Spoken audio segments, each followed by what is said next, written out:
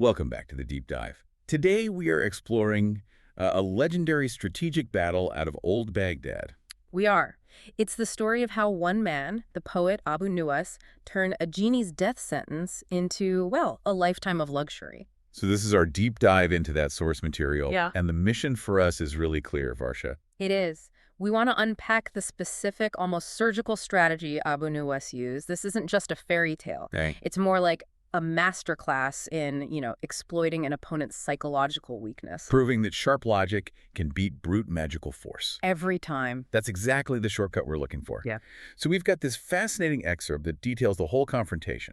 And to set the stage for you, you really need to understand the protagonist. Abu Nuwas? Abu Nuwas, yeah. Oh, well, and that's He's not an ordinary man. He was this celebrated poet in Baghdad during the reign of Caliph Harun al-Rashid. But he was also, and this is key, he was also notorious, a rogue. Right. His tongue was legendary for its wit, its satire, and, just endless mischief. And that reputation is so critical. He's a guy who lived by his wits, and that context makes this whole confrontation with a genie far more believable. It does. The sources, they paint him as just perpetually restless. So one day he's bored with the wine, the poetry of the Abbasid court. He just decides to escape the routine. He convinces a few of his friends to grab some nets and journey south. To the Persian Gulf. To the Persian Gulf, just to try their luck fishing. So he's looking for a distraction, and he finds, well, destiny. They cast their nets, they work for hours, catch absolutely nothing. And then finally, the nets pull up something impossibly heavy. And it's not a fish. No, it is an ancient, very weighty copper bottle. And here's the first major red flag. This is the detail that tells you the stakes are just astronomical. But the bottle is sealed. It's sealed with the ancient indelible mark of Solomon. So this isn't just an old jar, it's a prison cell. Exactly. Oh. That seal means the captive isn't some minor spirit. It's a powerful, rebellious entity. An ifrit. And for a guy like Abu Nuwas, who specialized in mischief, that warning was basically an invitation. An irresistible one. So he ignores it, breaks the seal, uncorks the bottle. I describe this emergence because the source material is very clear this is not some gentle puff of smoke. Not at all. The source describes a cloud of black smoke just rising like a sudden storm, swirling up, blotting out the actual sun. Yeah. Before it consolidates into this giant. Egypt. An ifrit, immense, its voice roaring like thunder, and its eyes were blazing like furnaces. So pure elemental rage given form, just a terrifying spectacle. And it was designed to induce immediate paralyzing fear. And the genie immediately, no hello, no thank you, No pleasantries. just lays out the terms. A death sentence tied to this horrifying timeline of his 1,000 years in that bottle. And this section is the anchor for understanding the ifrit's psychology. It had been trapped for a millennium. 1,000 years. And its initial hope had just, curdled into this absolute predictable hatred.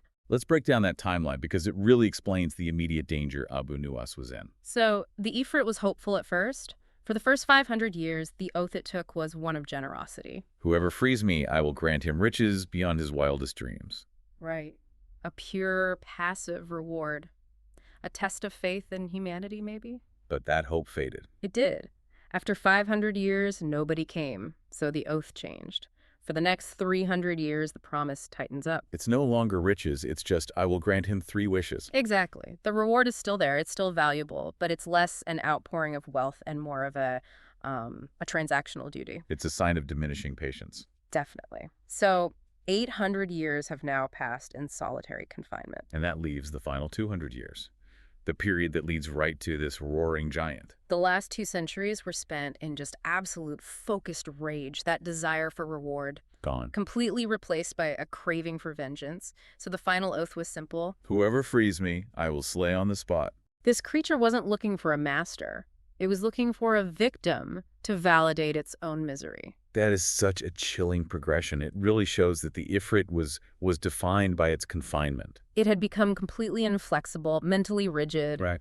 And if we connect this to the bigger picture, strategy, the Ifrit's greatest power, its supernatural strength, was also its greatest weakness. Because its adherence to that final rage-fueled oath makes it vulnerable. It makes it predictable. It's so obsessed with proving its power that it just can't adapt. So the Ifrit roars that final threat.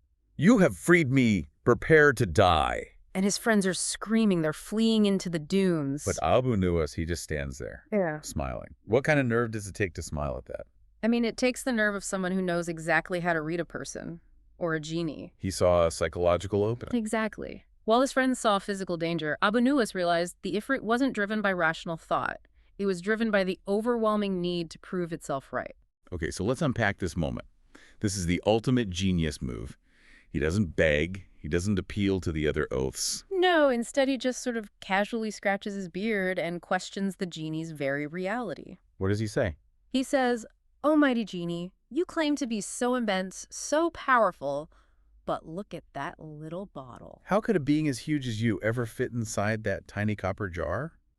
Honestly, he says, "I think you are lying." I have to stop you there. I mean, that is an insane risk. Why wouldn't the Ifrit just incinerate him for the insult? And that's the brilliance of the trap. That is why the sources highlight this moment. Okay. He didn't argue strengths. Strength was irrelevant. He argued physics Yeah.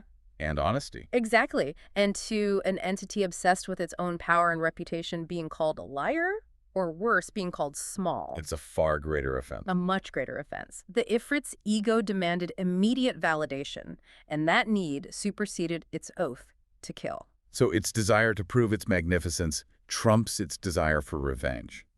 It's a classic cognitive bias. It is. It's a logical trap designed specifically for an arrogant opponent. And the Ifrit falls for it completely. Roaring with fury, it just says, "Lying, I will prove it." And in a flash, it turned back into a column of black smoke. And this is the critical beat, the immediate submission. It happens instantly. The smoke just pours itself back into the neck of that tiny bottle. The whole thing, body, arms, legs. And finally, that enormous, furious head with the blazing furnace eyes disappears inside. He proved his point Yeah. to the only person left alive to see it. And completely forgot why he wanted to be free in the first place. The moment those horns disappeared, Abu Nuwas slammed the stopper back in. And sealed it again with the Solomon mark. The very thing that imprisoned the genie for a millennium now secures his victory. The power dynamic just completely reverses. Oh, absolutely. That warring voice of thunder is instantly replaced by muffled bellows. And then pleading. Panicked pleading. The mortal is now dictating the terms. Abu Nuwas is in complete control just because he was quicker and smarter. And he doesn't just leave him trapped. He establishes his dominance. He does. He taps the bottle and basically tells the creature it needs to swear a mighty, unbreakable oath before he even considers letting it out again. That's just smart strategic planning. He's not relying on the genie's word. No, he's relying on the weight of its sacred promises. And the genie, utterly defeated, desperate, swears by every sacred name it knew. So the reward for this incredible feat of wit. Once freed again, the genie emerges, not roaring, but bowing low, calling Abu Nuwas master. And this is the payoff. A life of luxury, but earned through cleverness. And the three wishes he asks for are just so revealing about his character, the quintessential rogue poet of Baghdad. He wasn't just looking for survival. He wanted a very specific lifestyle. A very intellectually stimulating one. Okay, let's run through them. First, wealth. That's pretty standard. Yes. A magnificent palace filled with gold and jewels. He wanted to leap to the highest rung of society instantly. But the next two wishes are more nuanced. Much more. Second, he demanded 100 beautiful servants, 50 young men and 50 maidens. He's not just getting staff. He's building a court. He wants an aesthetic. Exactly. But the third wish. This is the jewel in the crown. This is the one that tells you what Abu Nuwas truly valued. He asked that every single night, the genie must deliver a different noble guest from the court of the caliph. From Harun al-Rashid's court for feasting and for poetry. He didn't wish for a long life or military power. He wished for continuous, high-status intellectual engagement. He wanted to be the cultural hub that the most powerful people in the caliphate were forced to visit every night. It's brilliant. It is brilliant. He basically bypassed the solve world hunger option for the eternal luxury party option. And he leveraged supernatural power to satisfy his deepest social desires. He wanted status, not just silent piles of gold. Well, he knew his priorities, and the fulfillment was instantaneous. This massive palace just rises on the finest spot in Baghdad. The servants appear. And every evening, new noble guests arrive. It cements Abu Nuwas as the ultimate host. This public display of wealth, it obviously reaches the highest authority, Caliph Harun al-Rashid. Who already knew Abu Nuwas as a bit of a chaotic figure. Right. So he's summoned and has to explain how he suddenly became wealthier than a vizier. And Abu Nuwas, he doesn't hide it. He tells the entire story, the fishing trip, the bottle, the trap. And he brings the now tamed genie as proof. And the caliph's reaction is the final validation. He doesn't punish him, doesn't seize the bottle, he just bursts into laughter. A public acknowledgement from the highest power that wit and psychological agility were superior to raw force. And Abu Nuwas was allowed to live out his days exactly as he wished, like a prince, feasting and composing his famous poetry. So what does this tale, which is really a strategic document, what does it mean for you, the learner, today? It's so much more than just be smart. It is. It's about analyzing the nature of the threat you're facing. The core lesson is that truly overwhelming threats, professional, financial, whatever, they often rely on their own predictability. And their reputation. Yes. The Ifrit was trapped not by a physical barrier, but by its own inflexible pride.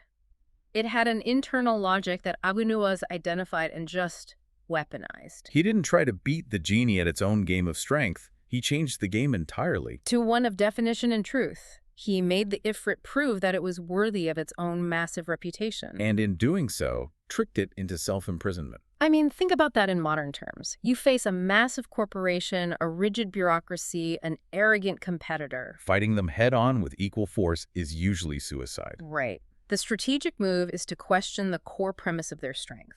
Find that tiny logical hole in their massive ego. And they'll often expend all their energy trying to prove you wrong, trapping themselves in the process. That's a fantastic distinction. So we've covered the setting in the Golden Age of Baghdad, the Ifrit's descent into rage. Abu Nuwas' brilliant counterintuitive challenge, and those 3 wishes that defined his new life. Remember, the source material suggests that the most powerful forces are often the most rigid. If you can identify the single flaw, the one thing the powerful opponent cannot resist proving, you hold the key. The greatest risk in life might not be the size of the threat you face, but whether you can spot the flaw in your ego. The next time you face an overwhelming opponent, don't look for their weakness. Look for their pride. Pride is the cork, and the logical challenge is the hand that seals the deal. Until next time.